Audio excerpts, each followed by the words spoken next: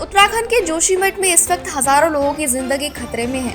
गुजरते वक्त के साथ यहाँ रहने वाले लोगों पर मौत का साया मंडरा रहा है। जमीन फट रही है, सड़क, मकान, होटल सब जगह पर दरारें पड़ गई हैं, जो लगातार बढ़ती जा रही हैं। पूरे जोशीमठ में जमीन से पानी फूट रहा है। दरारों की वजह से घर चूक रहे हैं। लोग खुले आसमान के नीचे रात काटने को मजबूर हैं। अब तक 561 घरों में दरारें आ चुकी हैं। इस पर स्वामी अभिमुक्तेश्वरानंद सरस्वती महाराज ने भी चिंता जाहिर की है। साथ ही उन्होंने अपने सभी कार्यक्रमों को निरस्त किया, जो कि अलग अलग प्रदेशों में थे। अब वे हरिद्वार से प्रस्थान करके जोशीमठ जा रहे हैं, ताकि वे लोगों की पीड़ा में उनके साथ खड़े रहें और क्या निदान हो सकता है इसका उपाय सोच सके।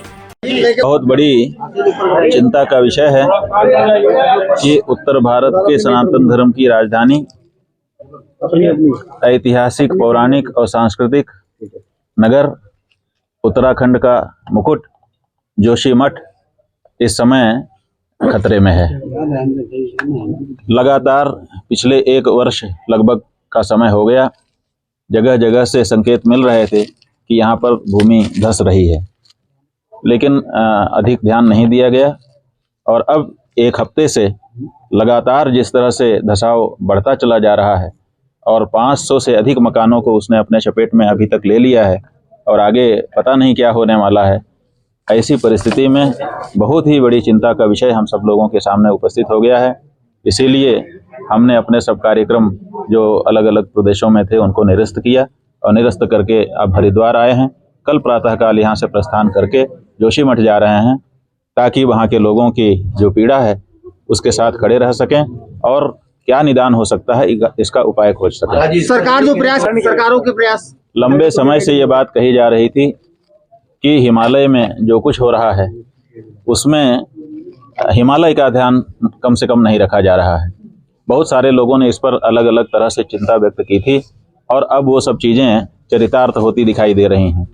बहुत पहले से ये कहा गया था कि जोशीमठ कस्बा ग्लेशियर के ऊपर खड़ा हुआ है, उसके नीचे कोई भी कार्य अगर किया गया तो उसका परिणाम ऊपर दिखाई देगा, लेकिन इस बात को नहीं सुना गया। हाइड्रो पावर प्रोजेक्ट की जो सुरंग है उसको जोशीमठ के नीचे से परमिट कर दिया गया। अब जो परिणाम आ रहा है उसको देख करके सब लोग चिंतित हैं।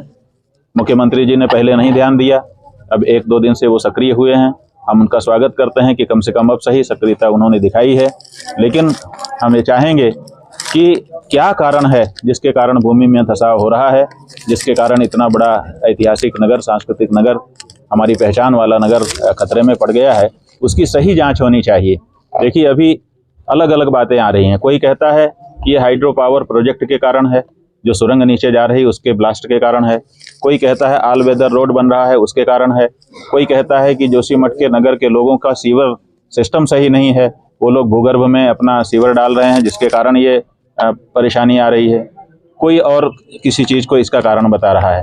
तो सबसे पहले तो कारण जानना होगा और कारण जानने के बाद उसका निदान कैसे हो, बचाव कैसे हो और लंबे समय तक सुरक्षा कैसे उस स्थान की हो सके, इसके बारे में निर्णय लेना पड़ेगा। तो सबसे पहली जो ज़रूरत है वो सही कारण का पता लगाने की है, जो कि अभी तक नहीं है। ये बहुत बड़ी चिंता की बात है। परिस्थिति बनेगी, पुनर्वास तो करना पड़ेगा। अगर वो स्थान खतरे में है तो वहाँ पर जो लोग हैं उनको बचाने के लिए प्राथमिकता से उनको दूसरे स्थान पर ले जाना होगा। तो स्वाभाविक है, अगर मठ को दूसरी जगह जाना होगा तो मठ जाएगा, लोगों को जाना होगा तो लोग जाएंगे।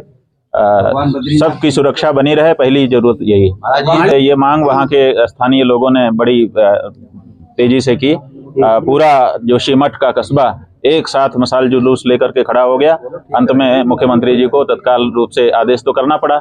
अब समस्या ये है कि कार्य वास्तव में बंद हुआ है कि नहीं, अभी तक ये तय नहीं है, क्योंकि किसी को ले जा करके हम लोगों ने कहा था कि नगर के कुछ लोगों को सम्मिलित करिए, जाकर के देखें कि कार्य बंद हो गया है, लेकिन अभी तक दिखाया नहीं गया है।